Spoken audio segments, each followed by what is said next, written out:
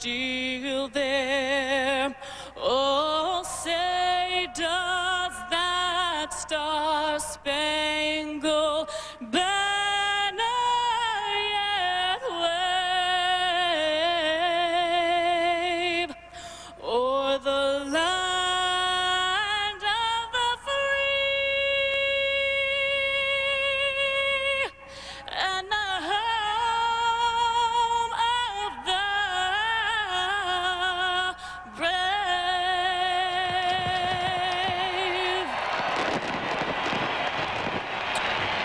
A stirring pre-race salute to America. Now the Indy Racing League is ready to race for the final time this year in the Chevy 500 from Texas Motor Speedway. From Indiana down to Tennessee, everything is cool as can be in a peaceful world. Lay back the top right with me. I'm from Indiana down to Tennessee. Everything's cool as can be in a peaceful world.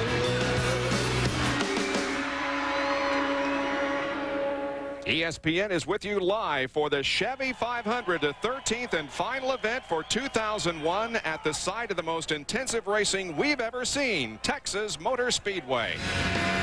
And the Texas race fans, they are on their feet and loving it. Oh, mercy, and Greg Ray may have him this time as they head down for turn number one. Nope, Scott battles back. Greg and I got so close a couple times. I was just waiting for the hit, and amazing we didn't. Now Cheever goes, whoa, oh, they're going to go three wide. Can't drive like that. I mean, I'd get underneath them and they'd just chop you off. Sharp moved me 3 lanes up in the way into the gray. I had no place to go. I had 2 choices: hit the wall or go high. It was wild, I tell you. Look at this, 3 abreast. Oh, this is yes, it did. And Greg Ray takes the lead, and Cheever had to get out of the throttle once again. That is lunacy. That is absolute irresponsible lunacy. When was the last time you saw Indy-style race cars going through a corner 3 abreast at 215 miles an hour for the lead? And make it. Well, that intense rivalry is set to begin again, and Vince Welch, Cheever hopes for a better outcome today. Well, tempers flared and emotions ran the gamut last time we were here in June, Eddie, and I know it didn't end up the way you wanted to. Do you feel as though you have some unfinished business today? Yes. Yes, I do. That was very well put. Yes, I do. But that's all behind us now. Now I got 7 guys to pass, 200 laps to run, and hopefully a very strong Infiniti engine all the way through to the end. Is it a thin line between being too aggressive and being an aggressive racer? In this sort of racing, which is, I think, by far and away the most exciting oval racing in the world, the drivers have to respect each other. This is not NASCAR where you can bump and lean on somebody. You've got to hold your line, and if you're brave enough to take the outside line, take it. But you cannot use your car as a weapon. And what happened in Texas last time was a turning point for us. You don't do that anymore. If you do it, you get a fine. Eddie Cheever sporting the colors of the Red Cross today as well. Dr. Jerry Punch?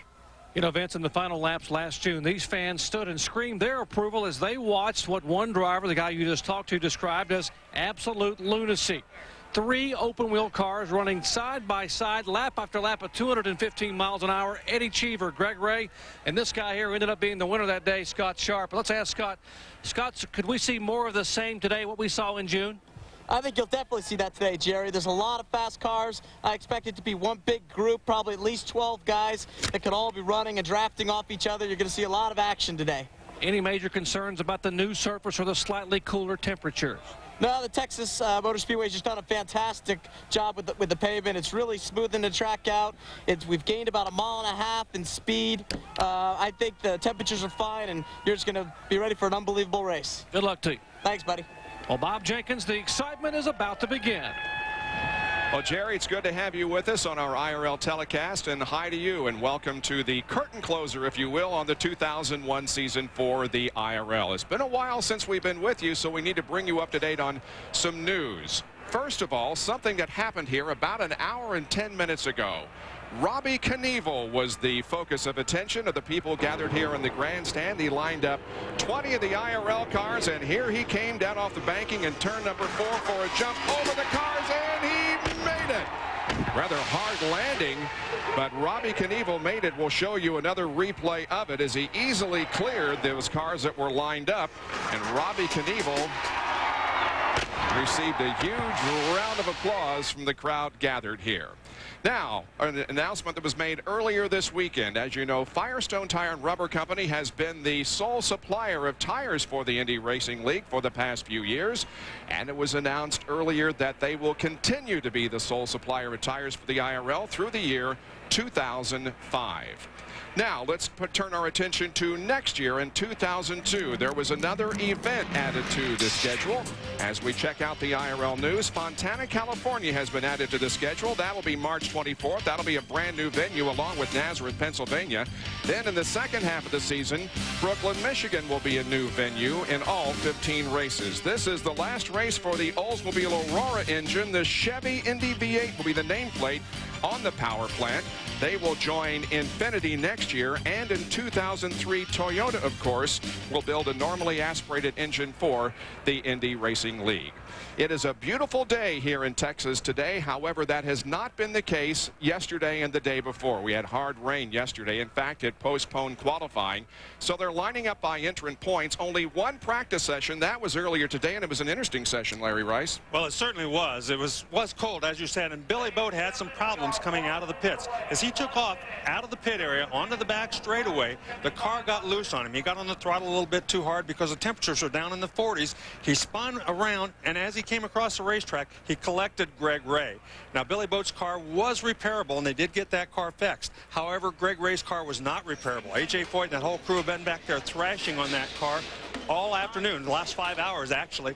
They think they have it fixed. We'll get more on that from Vince Welsh in just a minute. And Jason Priestley is also with us. And Jason, although the championship has been decided, a lot of others standing the points are very much up for grabs. Yeah, absolutely. As we know, Sam Hornish is our new champion for the year 2001. Buddy Lazier has secured the second position. But the race for third is an interesting race. Scott Sharp sits in third position right now, but Billy Boat and Felipe Giafoni only 20 points behind him. That's going to be a very, very tight race today. And, you know, despite the fact the championship has already been decided, these guys all have a lot of pride and a lot of egos, and I think all that's going to be on the line today. Also, as Jerry Punch alluded to earlier, the new resurfacing of the track. Now, Larry, that's going to create some challenges for the drivers, yes? Well, it's going to change some things. It's a granite-based pavement that they put on here, so it is going to be faster, and it's much smoother. They built bridges across the corners so that there's no dip in them like there were over the tunnels before. So the racetrack is smoother, it's faster, and aren't any bumps, so we should see some great racing.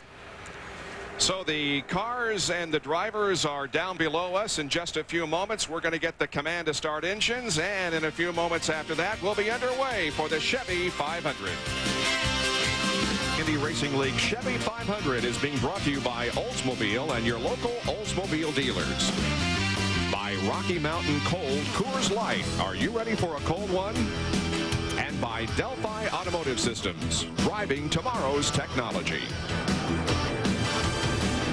There was even a wedding held earlier today. Of course, this race was postponed and therefore caused some problems with the official track photographer here at Texas Motor Speedway. They were married. He and his lovely bride were married earlier today, so congratulations to them. The command has gone out. The cars, in fact, are rolling. Let's take a look at the starting lineup for today's race. Sam Hornish Jr. on the pole. They are lined up according to entrant points. Buddy Lazier, last year's champion, alongside. Scott Sharp is on the inside of row 2, and Billy Boat, who won here in '98, is alongside. Third row, Eliseo Salazar and Felipe Giafoni, the current Rookie of the Year. Allenzer Jr. is in row number 4, along with Eddie Cheever Jr.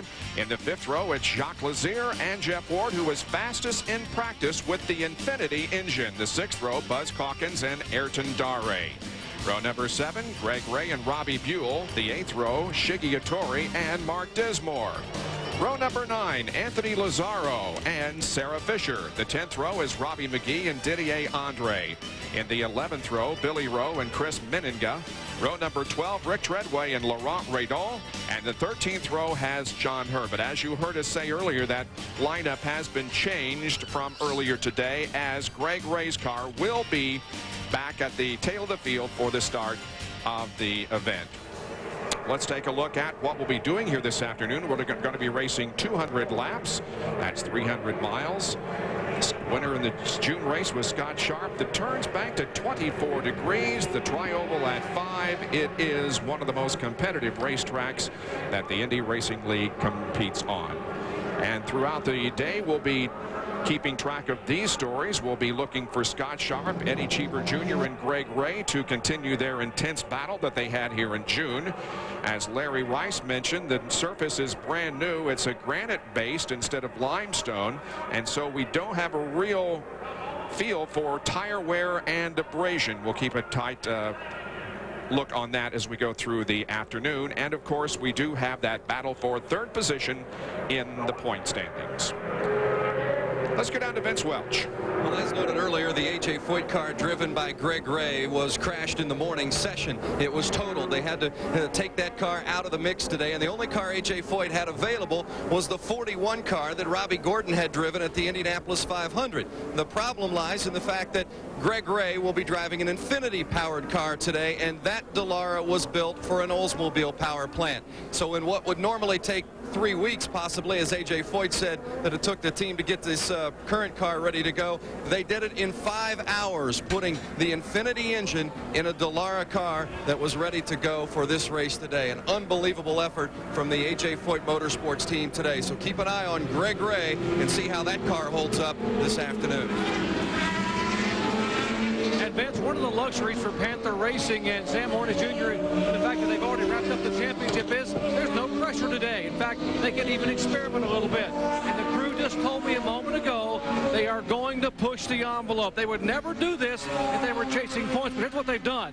They have put a power plant in this car which they have added 35 horsepower to. They said this thing may not make it the full 200 laps, but while it's out there, it should be a rocket. As you can see, a Corvette is at the front of the field. There was an Oldsmobile out there. It pulled off the track. This is symbolism because, as I told you, this is the last race for the Oldsmobile engine, and the Chevy Indy V8 will be the power plant from General Motors beginning next year. And so a Chevy Corvette is the pace car as it leads them down for the start of the race. 25 cars getting set to go 200 laps at Texas Motor Speedway. The final race of the 2001 season is underway, and Sam Hornish jumps out to a big lead as they head toward turn 1. With 35 extra horsepower, he should jump out to an early lead, and he should just be able to run away from everybody. Well, these are going to be brand new engines next year. It's not going to be a rehashed Oldsmobile. It's going to be a brand new Chevrolet engine. This has probably got some of the pieces and parts in it that they're thinking about using next year. On board with Buddy Lazier as he goes outside of Hornish. Oh, and we have a problem here on the front stretch as Billy Boats hits the wall and spins. And we also have Sarah Fisher up against the wall in turn number 4. So a couple of incidents here in the very first lap of the race. Billy Boat just simply ran out of room and got up against the wall. So this is his second crash of the day here at Texas Motor Speedway. His car is down in the grass right beyond the start-finish line. Sarah Fisher's car is up in the middle of the racetrack there in turn number 4. Now, Sarah Fisher reporting on her radio there that she's fine, and you can see the damage to the front end of her car and on that right front suspension pieces. And on Billy Boat's car, it appeared to me that there doesn't seem to be much damage to the car. Merely the cover on the nose of the car that covers up the front suspension seems to be missing right here. There's just a plastic cover goes right there. Yeah, that probably blew off when he got turned around backwards, but for whatever reason, they might not have had it fastened down as well as they probably should have. Well, his car is being pushed, as you can see, by some track safety workers, whereas Sarah Fisher's car will need more help. It's going to have to require the use of a wrecker to get it from the racetrack, as Sarah has jumped out of the car, is shaking her head. She's okay. She jumps in to the pace truck along with the medical director of the Indy Racing League, Dr. Henry Bach, and will obviously be checked over at the infield care center, but appears to be in good shape. Well, we saw from the in-car cameras that they were running very, very close to each other. Buddy Lazier almost touched wheels with Sam Hornish there on that first lap. And while we were watching all that excitement, there were lots of things happening back behind them. All right, let's take a look from onboard Sarah Fisher's car, and we'll see if we can determine what happened to her. Well, she just lost it. Yeah, the back end just came around on her, and bam, she was in the wall pretty hard with that right front corner. So very tough deal for her. And this looks like, and this is Eddie Cheever just missing Billy Boat as he slid from the outside to the inside of the racetrack. and he was very lucky because he was hard on the brakes, you could see.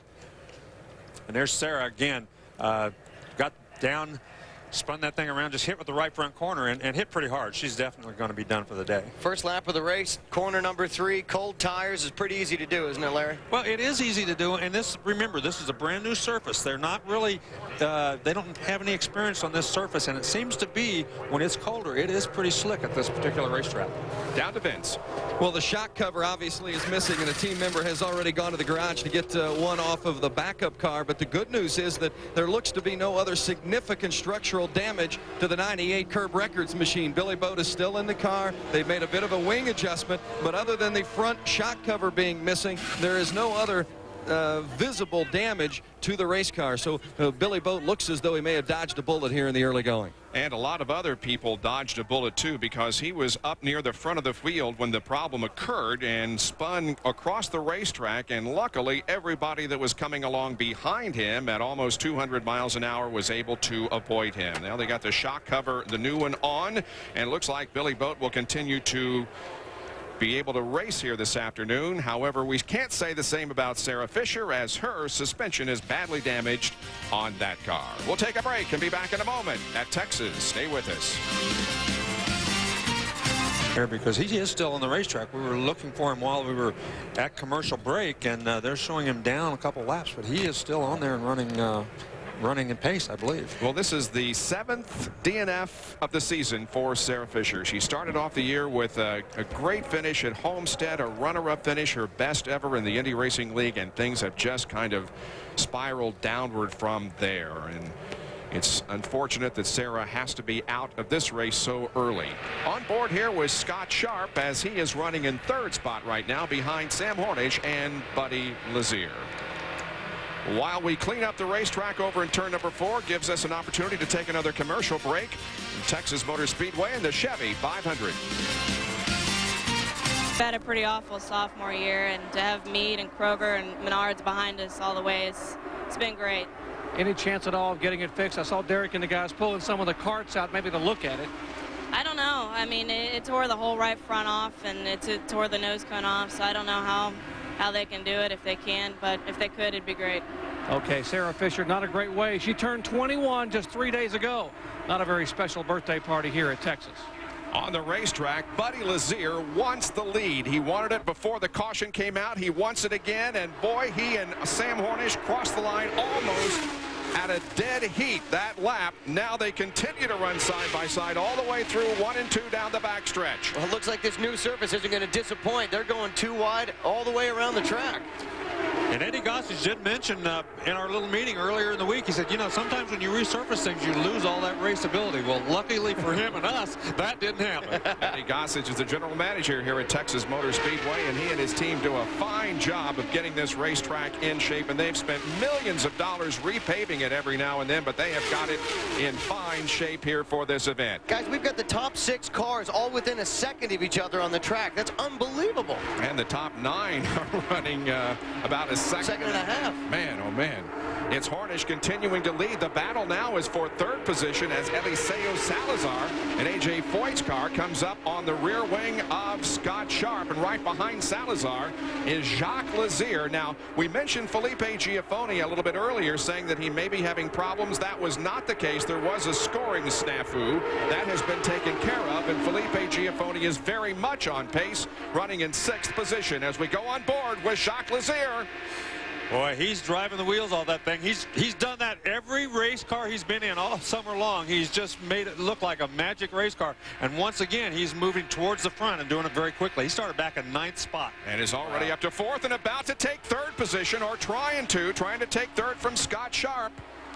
And a car going slowly down the front stretch into turn number 1. I don't think it's going to bring out a caution. It is Billy Rowe, number 81. He is off the pace, but is also out of the way as the racing continues. There's Sam Hornish, who now has just a slight advantage over 2nd and 3rd Lazier. And Lazier, as they battle for 2nd. Jacques up high, and Buddy's Everybody else running that low line, trying to stay down there, keep guys from getting under him. So he says, heck with you. I'm just going to go to the outside and blow by you that way. A close moment for Jeff Ward as he got oh, and look at this, how close Scott Sharp and Buddy Lazier are to touching wheels as they go down the backstretch. And Scott Sharp just moved on by. Sometimes when you're running that low line, you pinch the car a little bit. You kill maybe a few RPMs, and by running the outside, you keep the RPMs a little higher and get a better run down the straightaway. So sometimes there's an advantage to that outside. And Jacques Lazier now is going for the lead as he's pulled to the outside of Sam Hornish in the second corner. Let's see while they come out down the backstretch. They're still wheel to wheel down here, and Hornish is trying to hold off the challenge, but Lazier has it for the moment. And you can see the shorter way around through the corners, he does lose a little ground there. Jacques Lazier does. But then going back into the corners, down the straightaway, he gets a little more of a run because he has a little better run down the straightaway.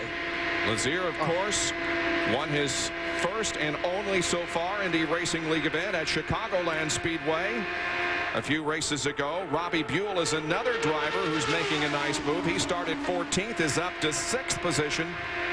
And Lazier still battles for the lead with Sam. He's going to take that shot again on the outside through 1 and 2. Again, you can see that Hornish gains a little bit going through the corners just because he goes a shorter distance.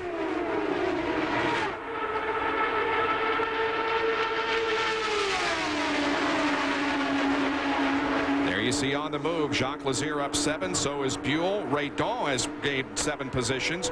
John Herb 5, and Greg Ray, who started at the back of the field, has moved up 5 positions from 25th to 20th.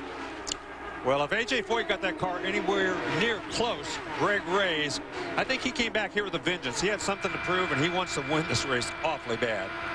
We're on board with Scott Sharp and looking up ahead to Sam Hornish on the left and Jacques Lazier on the right as they battle for the lead at Texas Motor Speedway. And you guys see what's going on the track here. Scott Sharp in 3rd place, Felipe Giafoni in 4th. Giafoni would love to get that 3rd place in the season standings from him. See if he can do it. Jeff Ward just brushed the wall coming out of 4. You remember I told you a few minutes ago he came close. Well, this time he did brush the wall and has brought that Farm Aid sponsored car to the apron of the racetrack. He was the fastest of all in the practice period that they had earlier today, the only practice period for these cars this weekend. Bob, and Jeff Ward felt as though he was in a car that could win this race today, so that's an incredibly disappointing turn of events for him. This is his first time in the Infinity Power, and he came off after practice and said this is a good race car with a strong power plant. And Mitch Davis, his team manager, told me beforehand they think they had a car that was capable of winning it today. Not so, though, when you brush the wall. Well, Robbie Buell's made a nice move, but so has Felipe Giafoni. He's in that green car with a red nose. He's in there at 3rd position. Now in 4th spot, the battle is between Robbie Buell and Scott Sharp. The first 7 cars just running incredibly close. Salazar and Cheever being in 6th and 7th. All of them in a group have kind of pulled away from everybody else. You know, I got to tell you guys, I love coming here to Texas in this track. This track it produces the most exciting races I've ever seen anywhere. It's unbelievable. It really is, and every time we come here, we think, can it be as good as the one that we saw previous? And every time it is. I mean, this one picked up right where the last one left off. I mean, the players are different, but it's the same deal. Yep. There are the top 7 running right together. They're separated by less than a second. Hornish, Lazier, Giafoni, Buell, Sharp, Salazar, and Cheever, the top 7, and they're within a second of each other. I don't think Jacques has led a lap yet. Yeah, maybe he has, but well, he keeps getting he gets in the draft, he gets that run, he gets up beside him, but he just can't quite get far enough around. He gets to the corner, he loses about a half a car length going through the corner, and then he's out of the draft, so then he has to fall back in behind. So he's ever so close to being able to do it. He just hasn't been able to pull it off yet. There have been 6 official lead changes already, about 12 unofficial. Of course, the official and the lead changes are only at the line. You saw Jeff Ward climb out of his car. He did make it, of course, back to the pit area, but he has climbed out, and apparently it's an early in for Jeff Ward in the Infinity-powered car. And Robbie Buell just went around Felipe Giafoni, did a nice move. He stayed up behind him, got a good draft behind him that just dropped down underneath him and drove right around him. Great bit of driving from Robbie Buell. So now it is Hornish, Jacques Lazier, Robbie Buell, and Felipe Giafoni that are the top 4. Dr. Jerry Punch is down with Jeff. And Jeff climbing out, getting the helmet off where he can hear us here. What a tough break, as you heard just a little bit ago. He was one of the quickest cars at all in the happy hour session with this Infiniti engine. And Jeff, I know it's going to be a huge disappointment. You were so quick this morning with this Infiniti. What happened? Yeah, it's real unfortunate. We had a really good car, just kind of staying back and staying out of trouble. But unfortunately, I got in trouble. Eddie came up just a little bit, and the car floated, and I just touched the outside wall. So it's unfortunate. The car was working great. You know, but we'll get ready for next year. All right, the finale of the season. Jeff Ford calls it a year, but he'll roar back next year, Bob. Well, of course, Heritage Motorsports is in its first year in the Indy Racing League with John Meekum III and Jim Rathman Jr., the principals. And, oh, man, I'm telling you that look how close Lazier and Hornish are. They've got a slower car up ahead. They're going to have to take evasive action. And how is this going to work out? Well, it looks like he's going to give him room. Jacques Lazier could have used that car as a pick. He could have forced him low, but he gave him plenty of room a little early in the race to be doing anything quite that foolish. So Hornish continues to lead over Jacques Lazier and Robbie Buell and Giafoni and Salazar. Clear traffic up ahead of these two now as they have passed one car. That was Rick Treadway. So 31 laps of 200 completed here at Texas Motor Speedway. It is a all-out duel between Sam Hornish and Jacques Lazier. The top 6 cars, folks. Top 6 running within a half a second of each other. They are Hornish, Jacques Lazier, Buell, Giafoni, Salazar, and Eddie Cheever is also right up there as we are on board with him now. Yeah, I think Cheever's running a really smart race. He's staying with the leaders. He hasn't really got there and mixed it up because, as we've seen, Robbie Buell has come all the way from 14th to 3rd. But now then the two guys in front of him are running side by side. So Eddie's thinking, maybe I'll just stay back here and let them do that for a while. Larry, and that was exactly the strategy for Team Cheever today. They wanted to make sure that they kept sight of the leaders, but understanding of the fact that the race would not be won in the first 50 laps. So Cheever just wanted to stay in the mix, stay with an close eye on those who are running at the front of the pack, and then wait as the race progresses for the opportunity to make his move in the later stages. And another driver who's made a big move up through the field is Mark Dismore. He started 16th. He's running in 8th, just 2 places behind Eddie Cheever now. Scott Sharp in between the two of them. Those are two of the combatants that were going at it in June, Bob. We're on board here with Mark Dismore. He has a lot of traffic up ahead of him. Yeah, and if there's a hard luck guy in this series this year, it had to be Mark Dismore. He had a great chance to win the Indianapolis 500 about 2 or 3 other races, and just things went wrong, that's all. Shigeatori brings his car onto pit road, and the crew goes to work on that.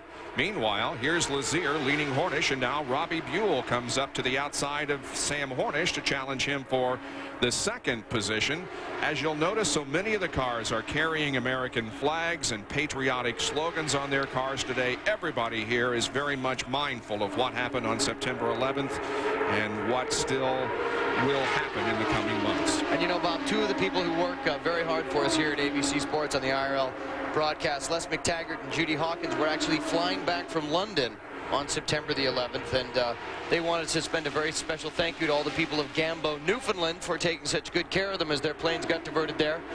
So thank you to the people of Newfoundland. For a week or so there. They were there for about 5 days, staying in they stayed in the Salvation Army Church on little cots that they brought in, and you know the stories of people you know, helping other people out and opening their homes to people and like that. I mean, the stories are endless, and you know, so thank you to the people of Gambo, Newfoundland. Yep. 10%, by the way, of the purse for this race here at Texas Motor Speedway will be donated to the American Red Cross, and Eddie Cheever has already made it known that he will give $20,000 of his prize money in this race to the American Red Cross. So there's going to be a lot of people benefiting from the great racing that we are seeing here this afternoon. Vince? A driver who is definitely on the move today, Robbie McGee. He started 19th and he's all the way up to 9th. Texas Motor Speedway has some good memories and some bad memories. He was 2nd here in June last year when he lost to Scott Sharp in the closest finish in Indy Racing League history. And in June of this year, he was in an accident, suffered a broken left leg, a separated shoulder, and a cracked rib. ribs. Tuesday, he'll have a follow-up surgery on that left leg. So Texas Motor Speedway is a place that Robbie McGee knows very well, and he's hoping to have a good, strong finish today as you see Mark Dismore make his way into the pit lane. Well, here's more hard luck for Mark Dismore, and this appears to be not a routine pit stop by any means. Now, he reported on his radio that the car just died. And check this out first. Let's put fuel in it, start the car, see when it started. We'll do well, they have refueled it, but there are definitely big problems for Mark Dismore. And Bob Jenkins, a moment ago, they were commenting about what great fuel mileage they were getting. They had no clue whatsoever they were going to have a problem, and then suddenly Mark said it just shut off. As he was coming into turn 3, he backed off and headed down pit road. The crew did not see him or hear him until he was almost on pit road, and now he sits here in the pits, sort of the epitome of the kind of year Mark Dismore has had. Well, Mark's first pole was here at Texas in June of '99. His first and only win was in October of '99, but he's on the sidelines here this afternoon. And look at Sam Hornish. He doesn't give up easy. He comes right back, sneaks underneath Jacques Lazier, and takes the lead once again. And 12 lead changes so far. Hornish and Lazier are up front. That's Ricky Treadway just ahead. And this is going to get dicey with the lap traffic. We're going to have to see what everybody chooses to do. And Jacques decides he's going to just fall in behind and go to the outside. Treadway showing sponsorship on that car here this afternoon from Big Tex, which is the leading manufacturer of utility trailers in the United States. But they're helping Ricky Treadway here in this event. What exactly is a utility trailer, Bob? Something you hook on the back of your car and haul stuff in. As opposed to a recreational trailer or a horse trailer, sort of a... I suppose, yeah. Okay. I was just looking for clarification. All right. Look at Robbie McGee is filling up the mirrors of Buddy Lazier right now. That could get interesting. Yes, and they're going to be having to make pit stops here very shortly. They're 48 laps, so it won't be long before they're going to have to start thinking about going into the pits. And under green flag conditions, those pit guys are very, very important. Well, we got off to a slow start here with Billy Boat spinning on the front stretch and Sarah Fisher hitting the wall over in turn number 4. But since then, the green has been out, and we are almost at the 1/4 mark already as 50 laps will be completed next time around. Well, ESPN2 is giving you the chance to win a ride in an Indy car and a trip to next year's Indianapolis 500. We'll be revealing the Indy All-Access Sweepstakes Driver of the Day later in today's race, so stay tuned. And here you go, Bob. You see right here, we got Eddie Cheever, and to the outside of him, Scott Sharp. You remember that ferocious battle that they engaged in June, I suppose would be the correct word. And, boy, that left Eddie a little hot under the collar, didn't it? Well, it's been, a very controversial race, that one in June, and it looks like that these two are ready to go at it again. Back up front, meanwhile, it's Lazier still leading Hornish. We have had now 13 lead changes in the first 51 laps of the race. You were talking about the pit windows, and those pit windows are closing because Jacques Lazier will be coming in the next couple of laps. You can expect the same from Sam Hornish and also Robbie Buell, who's running third. So the pit crews will be the ones maybe putting their team out in front today. Ayrton Dare has made a pit stop. He is back in competition. The pit boxes are 10 or 4 feet longer now than they were the last time we were here. So now they've got 40-foot pit boxes, which will help them, especially on the yellow flag pit stops. The one tricky aspect of that, though, Larry, is because the pit boxes are a bit longer, the pit speed window starts earlier on pit lane, so teams have less time, or drivers have less time to get down to that 60-mile-per-hour speed limit when they come around turn 4 and make their way onto pit lane. So we'll see if there are maybe any pit speed violations today. Here comes Jacques Lazier, Vince. Eliseo Salazar has relinquished his position in the top 10, and he's coming in. We see several other cars slowing, dropping to the apron of the racetrack, and coming in for their first pit stop. That's Robbie Buell, is right behind Jacques Lazier, and looks like Buddy Lazier is also coming in for a stop. And we're on board with Buddy. And then there's Jacques Lazier coming in and the Team Menard crew. Just tires and fuel, no changes to the car. Oh, they are going to make a wing adjustment to the chassis, although Jacques had reported that the car was comfortable. They did make a front wing adjustment. Yeah, he was told on the radio. Oh! Somebody, the left rear tire changer, did not get the left rear on good. It came off as he left the pit area. Well, this is going to pretty much kill his chances of winning this race. What a tough break for Jacques Lazier. And because, of course, there's a loose tire on the racetrack, the caution comes out, and that's going to allow Sam Hornish to come in under the caution. Wow, what a break for Hornish and what a horrible break for Lazier. That's unbelievable. Well, it's a terrible break for a lot of guys. Sharp, there are a lot of guys who made pit stops were going to lose a lap. So yeah. Let's take another look. You can see it looks like it was pretty routine. He just came off that pit stop, headed back out onto the racetrack. Everybody seemed to be happy, just cleaning things up in the pit area. But as he got down to the end, you can see that tire just roll off. And he had no choice but just to stay on the inside and go back around and get another one put on. And here, once again, is... Watch back here. This is the tire that came off. And you can see he was still working on it. He was still working on it, and they told him to go. You're right. It looked like he was having trouble getting the nut threaded on there, and still it didn't even have the wrench on it. So what a tough break. Oh, boy, that's unfortunate. That's really here it is. Oh, here he comes. Yeah, they're going to put it on jacks. They're going to put the tire back on, but he's going to lose one, maybe 2 laps. At least the yellow flag came out, so he might not be any worse off than 1 lap. So all of those guys who pitted just before the yellow, Larry Rice, most of them, because I noticed when Ayrton Dari came out, he was a lap down. So actually coming into the pits and pitting and leaving the pits left most of those drivers a lap down, and now they may be a lap down. Oh, absolutely, they're going to be a lap down. They're going to have to use some good pit strategy now to get back on that lead lap. But they're going to be a lap down after this round of pit stops, no doubt about it. Jerry Punch is with Mark Dismore.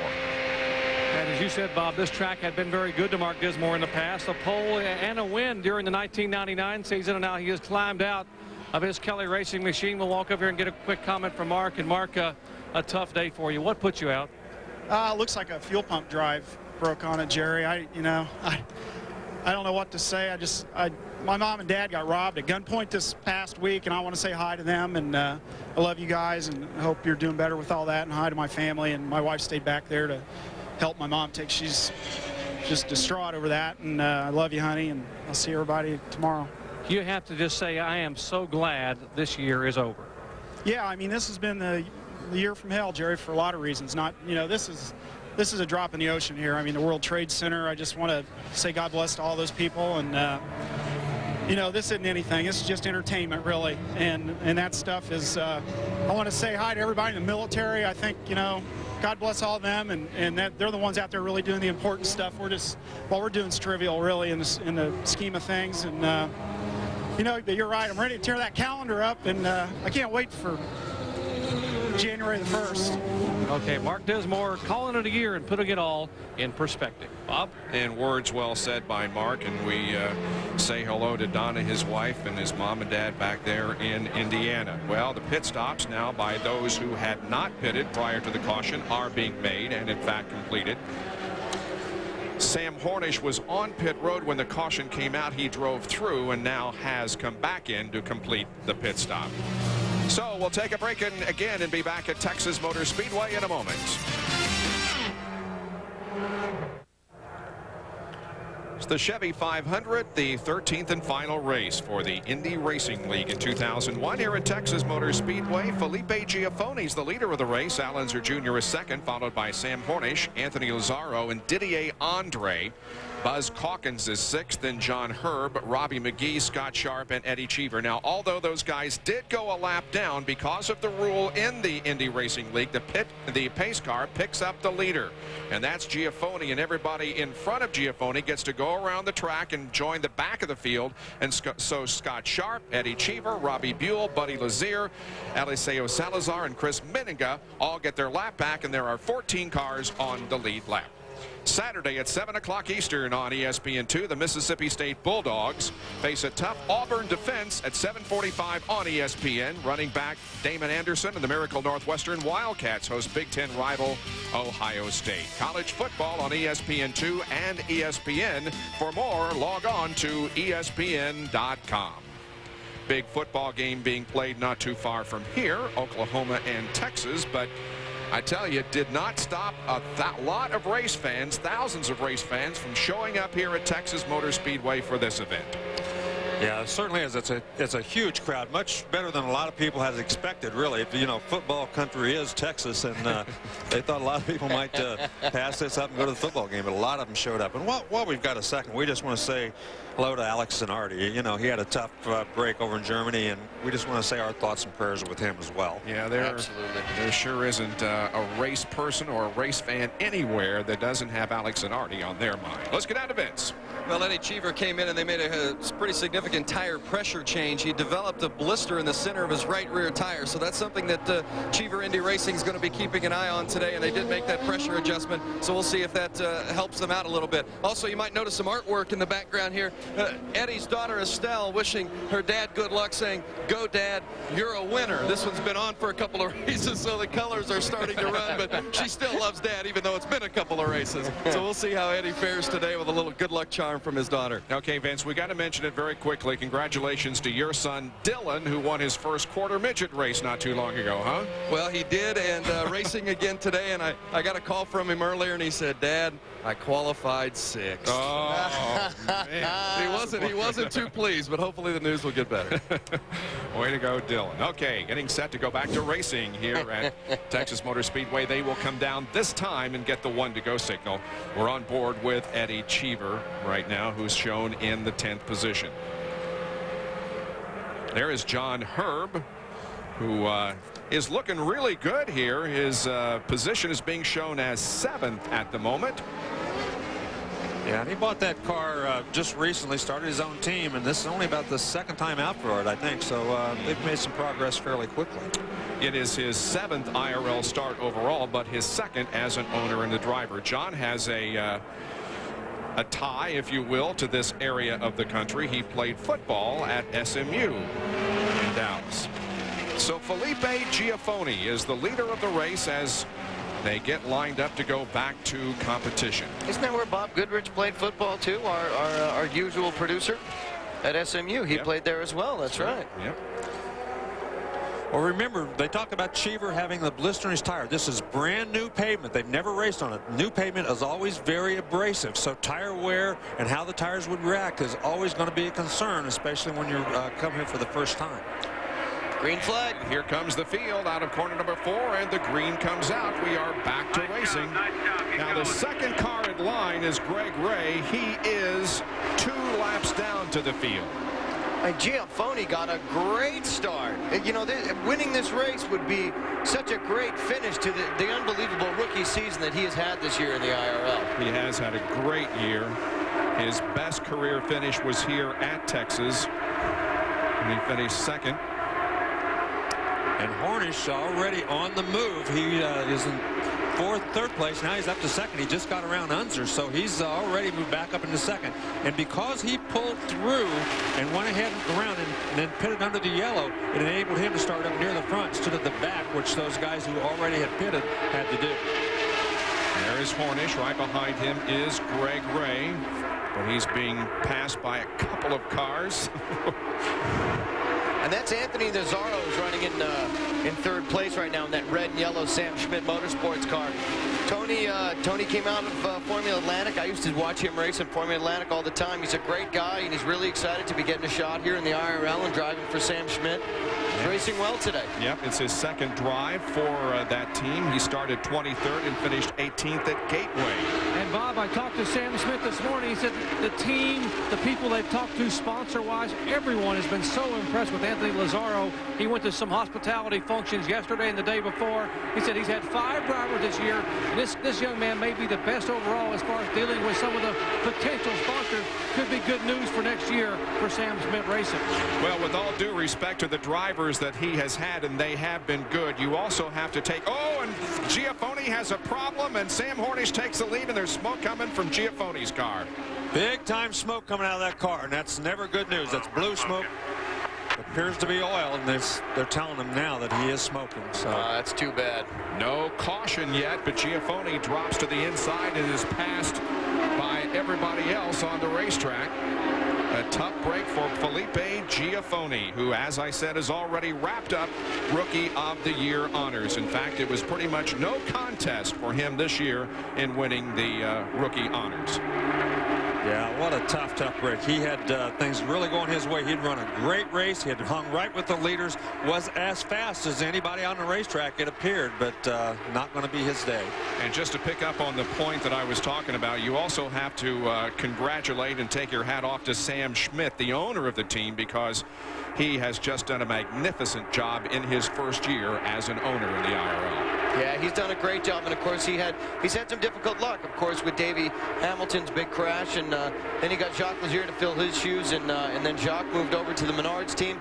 He's really had some adversity to deal with, but I think he's just done a phenomenal job. Jacques Lazier appears to be off the pace. Jacques Lazier is high on the racetrack, and he is off the pace. What? All kinds of bad things happening here in this early going of this race. We're only on lap 71, and he's pulled down to the inside. Obviously, a major problem with him, and it's unrelated to that pit stop. And he may have had contact with the wall coming out of corner number 4. That slowed him down, but anyway, he is slowed down the backstretch. So we've lost a couple of top contenders here in the last couple of laps, Giafoni and Jacques Lazier. But look at the traffic now up front. We have 10 cars running within about 3.5 seconds of each other. 10 cars in 3.5 seconds. Let's take a look at Jacques Lazier as he came out of corner number 4 and see if he did get up into the outside fence.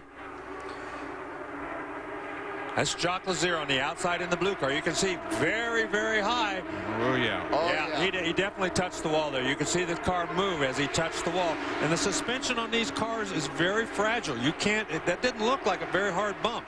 But these A-arms and so forth are not built for any kind of contact. And even a slight amount like that has probably bent something in the suspension. Well, they do have a major problem on the right rear, guys. And now they've asked Jacques Lazier to turn the car off. And a safety official is down here waving his arms, indicating no more. So we'll wait till Jacques gets out of the car and get the final explanation, but there's definitely a major problem on the right rear portion of the race car. Guys, and Robbie Buell has worked his way up into 4th position, and he's right behind Al Unser Jr. Going to challenge him for that 3rd place. I'm just going to say this is an incredible bunch of cars running back of Sam Hornish. Lazaro, Al Unser Jr., Robbie Buell, Didier Andre, Scott Sharp, John Herb, Robbie McGee. It goes on and on. And there's also some lap cars in there. Laurent Redon is in that red and yellow car that is in the middle of the pack there. He, however, is 1 lap down in 15th spot. And look at this jockeying for position as Buell comes right through the middle. Buell just drove right through the middle of him. That was unreal. That moves him up to 3rd place. Now he sets his sights on Lazaro, who's running in 2nd place. There's Lazaro in the Sam Schmidt car, and Buell goes up on the high side of the racetrack. And is he going to be able to take 2nd spot? Yes, he does. And the Infinity power plants have been lightning quick here all weekend long. We were all talking yesterday about the fact that it was all Infinities up at the front of the time charts. And it looks like Robbie's car is dialed in. What's it like to drive through traffic at that speed? Well, let's see here. As Eddie Cheever Jr. is out there in the middle of things. And you can see that he's just taking the outside line going through the corner. He's picking his spots. He's being very cautious. Eddie at the last time was a little unhappy about some of the driving tactics here. So he's being very cautious back there in the back and picking his way. But it's very busy out there. When you've got 2 cars running side by side, there's no room for you to go. Although we saw Buell split 2 of them a while ago. That just doesn't happen very often. And if you take your time very long, you're going to get left behind, Vince. Well, Jacques Lazier, a bad break with the tire not getting on in the pits. And then what happened there when you brushed the wall? I just came out of turn 4, and it's pretty busy out there. A lot of cars running around, and just came up on the high side of somebody. They moved up a little bit, and I had nowhere to go and just barely nicked the wall. But it's enough. We bent 2 suspension pieces, so I don't know if we're going to try to put some stuff back on and go back out or what, but I think we're done for the day. That's Jacques Lazier. Let's go to Jerry Punch.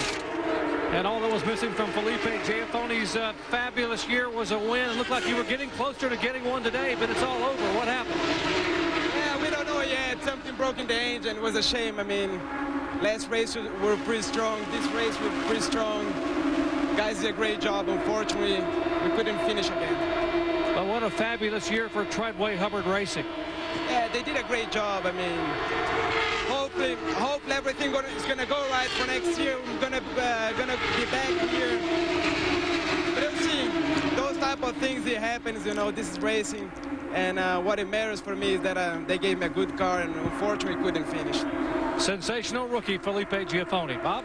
Well, Sam Hornish Jr. has a huge lead of about 2.5 seconds, but behind him, they are all bunched up. And, ooh, Sam cuts the corner there a little close. Goes Drop down. 2 wheels in the dirt right there. Raise some dirt. Buell is second, then Lazaro, Allenzer Jr., Scott Sharp, McGee, Salazar, Andre, Cheever, and Herb.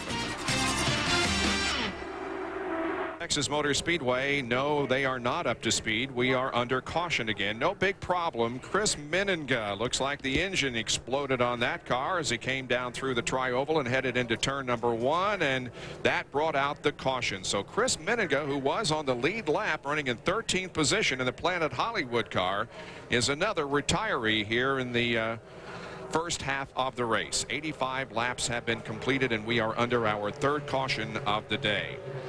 Yeah, and it appears that some of these guys are going to be making pit stops. I see all the pit stuff out on the racetrack. So even though it's not really time under this yellow, they're going to take advantage of it. It looks like Sam Hornish is one of them down there at the end of the pits. So he will be heading pit side here during this yellow. Sam Hornish and the Pennzoil Panther team replacing the Panther logo, which is normally on the engine cover, with, of course, the American flag. And Bob, remember, this Pennzoil Panther team won this race a year ago with Scott Goodyear in the seat, his final race with Panther. So they feel as though they've got this place figured out, and certainly Sam Hornish Jr. has shown it so far today. And maybe a tip of the cap to Rick Long and those at Speedway Motors, Speedway Engines, because they've not only given Sam Hornish a good engine all season long, but Buddy Lazier as well. Those two drivers 1-2 in the points, and they run with the Speedway Engines. And also Speedway Engines had 1-2 in the points last year. So these guys definitely have it figured out, and Sam Hornish Jr. hopes to continue that throughout the course of the day today as he comes in for this pit stop. And that's a great point, Vince. Those guys, we talk a lot about the Infinity, but we're talking about the progress, because these engines, these Oldsmobiles have been dominant, and Rick Long Speedway Motors has been 1-2 for 2 years in a row. And pit stops now being made as Sam Hornish, who is pitted at the end of pit road down toward pit out, gets his work completed. He moves along. So does Robbie Buell. It's an 8.6 second stop for Hornish and a 12.4 second pit stop for Robbie Buell. It's 87 laps completed here in the Chevy 500 at Texas Motor Speedway. Stay with us. We'll be right back. For motorsports news since 1996, a recap of all the motorsports headlines, your nightly. Sunday at 10 o'clock Eastern Time, John Kernan has the weekday forecast, or the show, I should say, at 6 o'clock Eastern Time, 3 Pacific on ESPN2. For more information, log on to ESPN.com. Sam Hornish won the battle off pit road. Al Unser Jr. comes out in second position. Scott Sharp third. Aliseo Salazar fourth. Didier Andre in fifth spot. Robbie Buell, who was running second, comes out in sixth. So we have both of the Gallus cars, Al Unser Jr. and his teammate Didier Andre, running in the top 5. And there is Chris Meninga's Planet Hollywood car, which is being pushed back to the garage area. Jerry has an update. Well, Bob Jenkins, Ron Himmelgarn is not here today, and he would like to be here. He actually owns the Chris Meninga car as well as the Buddy Lazier car. Ron is actually up in Michigan attending his daughter Amy's reception. Now, she was married back on August 18th out in Hawaii, but they put the reception off until the first week of October, figuring the season would be over and everyone in racing could come and be a part of that. Well, with the delay and this race postponed, Ron had to be there today, could not be here. Now, I know exactly what's happening at the reception. He's standing there with a little television set watching the race, screaming, "More wing, more wing." And the waiter's coming by and said, "Sir, you want more wings?" "Sure, we got more wings. I'll be happy to." Oh, boy. Well, we wish... Ladies and gentlemen, Dr. Jerry Punch. Let's hear it. Doc. Punch, you're 2 for 2 on the bad joke front, bro. But welcome to the telecast, because we like to point that out. You know, I never thought I'd say I miss Jack or Root, but... that's cold, guys. That's really cold. It's good to have Doc with us. Of course, he's the regular anchor announcer for the NASCAR Craftsman Truck Series, which competed here last night, and because Jack had an obligation with ABC football. Hence the happy hour reference in the pre-show, Jerry. Don't think you got away with that one. Glad to have Dr. Jerry Punch with us. Okay, getting set to go back to green flag racing now. Hornish, Unser, Sharp, Salazar, and Andre are the top 5, and we will come down and complete lap number 91, so it'll be 9 laps from the halfway point when they get the green flag. Here they come. Green's out, green's out. And this time, Little Al does not let Hornish get a jump. In fact, Unser Jr. stays right on his rear wing. He may be in a position to challenge for the lead here. Unser heads for the high side of the racetrack. Meanwhile, Scott Sharp closes in, and Eddie Cheever Jr. is on pit road. He just radioed and said he thought his battery had gone dead. So he's, you know, his luck continues to be bad here at this racetrack. Because Here's the situation, guys. In his previous stop, he had just come in a few moments ago, and they got 4 tires and added fuel, and then they had a little bit of a methanol fire down here in the pit area. So they think that maybe they have had some wires that have gotten burned up, and indeed there is some smoke coming from the left side of the car, and the side pod is being removed. So we'll further update you on that, but I think it's going to come from that little methanol fire that they had here in the pit box just a short while ago. Eddie Cheever Jr. had a bicycle ride around Texas Motor Speedway earlier with the wife of Bill Marshall, and she donated $2,100 to Speedway Children's Charities in exchange for that opportunity to take a ride around Texas Motor Speedway with Eddie Cheever, who of course traded in his duties as the analyst for the U.S. Grand Prix at Indianapolis last Sunday for his regular driving duties here this afternoon. I thought he did a good job, and I thought you did a good job too, Bob Jenkins. You did too, Jason, down there in the pit area. Well, thank you, sir. We had a good race at Indianapolis Formula One. Yes, we did. All right, Hornish. We got a good race right here, though, too, buddy. Let me tell you. Salazar's there in 4th position. There he is. Right behind him is Robbie Buell and then Anthony Lazzaro. all these first 5 cars trying to get some sort of a draft to get to the outside and make the pass. As Sharp moved out there, it looks like he's got company on the inside. So you know, once you move out of line, you better be ready. Now then he's going to try the inside on Unser. Scott Sharp looking for 2nd position. Moves Al Unser Jr. up to the middle groove and takes 2nd position. American flag being displayed on the rear wing of Little Al's car this afternoon. Now Scott Sharp back into 2nd position as he looks up toward Sam Hornish Jr., who so far has led 64 of the first 96 laps. And Scott Sharp is back in the form we usually see him at here at this racetrack. He struggled a little bit early in the race, but every pit stop you make adjustments to try to make your car faster. Obviously the changes that they've made on their 2 pit stops have helped that car tremendously. And Larry, they dodged the bullet this morning. Just prior to putting that car on the grid, they found a fatigue crack in a scavenge fitting on the oil line coming in the outlet pipe. So they found that about 5 minutes before they were going to go out. Had to really scramble Robert Perez and company to get this 8 car, the Delphi car, fixed. They got it repaired. Had they not found it, he would have run about 3 or 4 laps, started smoking, and had to call it a day. Speaking of calling it a day, Eddie Cheever climbs out of his car. Tough break for him. Top 5 cars running right together on board with Scott Sharp as he battles with the lead with Sam Hornish Jr. Buell, Unser, and Salazar are also right behind these 2.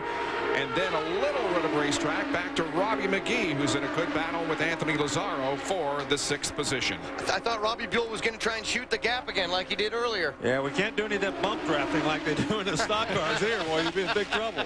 Buell has passed more cars than any other driver out there. He started 14th and moved up to the top 5 before the yellow on lap 55. On the restart, he came from 11th to 2nd. And on this latest restart, he has come from 6th position. So Robbie Buell is now up to 3rd spot. And Bob, Robbie Buell a little bit ago complained that they might have a leaking CV joint. They came in during that last caution flag. We were in break a moment ago and checked it. Now I've just checked in their pits. They have a slight leak in the right rear CV. That says now shouldn't be much of a concern, but we'll keep an eye on it. We have completed now 101 laps as we go to Vince.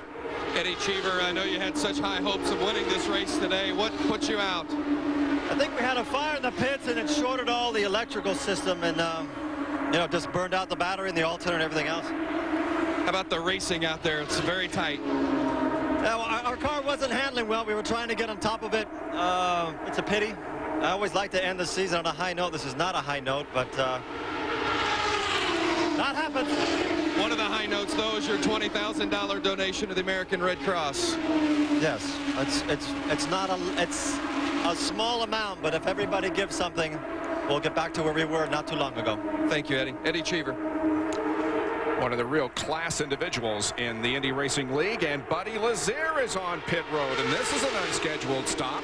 Boy, a lot of the guys who are the real favorites having trouble here before the halfway mark or right around the halfway mark of this race. So, yeah, it's not a scheduled pit stop. That's bad news for him. And the word is that he has a very sour-sounding engine as he has brought the car to pit road, and we go back to the racetrack and jump on board again with Scott Sharp. Yeah, and Salazar, who's moved right in behind Scott Sharp. So Salazar, who has been quietly in the mix most of the day, probably having one of the best runs he's had for a while. Well, he had a good run the last time out, actually. Here at Texas, he finished 7th after a 9th place start. Here's a 3-wide situation. Whoa. Scott Sharp has Buell to his right and Salazar to the left. And Scott Sharp says, hang on, boys, I'm going to let you go. And now Robbie McGee has come up to join this race. And again, less than a second separating the top 6 cars. There's Unser on the left and Robbie McGee on the right. McGee injured in a crash here at Texas earlier in the year, but has fought back, and obviously things are going his way here this afternoon. We mentioned that he's going to go in for surgery before too long to have some cleanup done. His mom, Janet, is hobbling around on crutches here this weekend. She was walking the family dog earlier in the week, and it got away from her and pulled her down, and she tore some ligaments, so she's hobbling around on crutches. You know, Janet and Robbie are such wonderful, sweet people. It's just so funny that the two of them are hobbling around on crutches together. Yeah, who's taking care of who? Yeah. About 3 months, it'll be a heck of a fire sale on crutches around that place. Here's our Chevy 500 race recap. 3 cautions. Sarah Fisher has been the only one that experienced rather hard contact with the wall. She is okay, but she damaged her car severely. That was on lap number 1. And 18 lead changes, 5 leaders in the first 108 laps. 31 lead changes the records. Shiggy Hattori has gone back into the race after spending 71 laps on pit road. Right now you're riding along with Scott Sharp, and you can see when the cars get 2 by 2 in front of you, there's not much you can do except try to pick which one is going to win the battle and follow him through. You need to draft somebody, but you got to pick the right one to get behind. It almost appears like when 2 cars are running abreast like that, the car that's trailing them gets into a lot of dirty air and doesn't handle quite as well. And it allows the person up front running by himself to pull away just a little bit. Yeah, and you notice going into turn number 1 where those shadows are, when you're watching from this angle, from the in-car camera, you can see that it looks dark in there, and it appears exactly the same way to the driver. So that sudden change does affect how well you can see, and it does. So you have to be a little more careful there than you would be anywhere else on the racetrack. Down to Vince, who's with Buddy Lazier. Well, Buddy Lazier was sitting in his car, and he just shook his head. Something sour with the motor? Yeah, it just started. It just stopped running, really. I mean, I'm not sure, but I'm sure it's something in the motor for sure. It's turning. You guys were so good throughout the course of this season, but the last 3 races, you seem to have been a little snake bit. Yeah, we haven't really had clean races. You know, those last 3 races we've had problems, and you know, these are mechanical animals, and but I've got a great team, and they really prepare a great race car. It's been a good season, 4 wins. We want to try to make it 5, but the car was really handling perfect, and just stopped running. Still second in the points in 2001, Buddy Lazier. Just wanted to mention that Willie Davis was Fabricator of the Year, the guy who fabricates for that team. So 112 laps completed. Sam Hornish leads Robbie Buell, Eliseo Salazar, Scott Sharp, and Robbie McGee. Back in a moment. The battle is up front once again, and Robbie Buell goes to the front of the field, and that's the first time he's led all day, and he is our 6th leader that we have had. 19 now lead changes. Buell at the front, Harney second. Scott Sharp right behind him, but Robbie Buell really having a good run. Of course, he's had some good runs and had some bad luck. We said Mark Dismore had bad luck, but Buell's had the same sort of luck when he's been up front. He just hopes he can last these last 80-some laps and keep going. And guys, at this point in time, we have 4 rookies in the top 10, which is unbelievable. We got Didier Andre, we got Tony Lazzaro, we got John Herb, and we've got oh, wait a minute, what happened to Ricky Treadway? Oh, Ricky Treadway just lost a couple of spots. Yeah, but he was up there for a while too, and that's, I mean, having 4 rookies in the top 10 is really, really great for the series. And Jerry, Scott Sharp is going to come up on Sam Hornish and make it a 3-way battle for the lead. Bob, he probably will, but right now what I'm hearing here in his pitch is that he is being very patient and playing a waiting game. I asked Tom Kelly a moment ago, do you have more than you're showing? He said, oh, yeah. I said, Scott just said on the radio, the car is very, very good. He said, but we're looking at the big picture. We want to finish 3rd in the points. Only 39 points separate 3rd, where Scott is, from 6th, where LSAO Salazar is. So we're going to bide our time, wait to the final laps, and then show you what we've got. Okay, well, he's still very much at the front of the field, running in 3rd spot, right behind Robbie Buell and Sam Hornish. Yeah, we've often thought when we come here, these guys run so hard for the whole race, you know, side by side.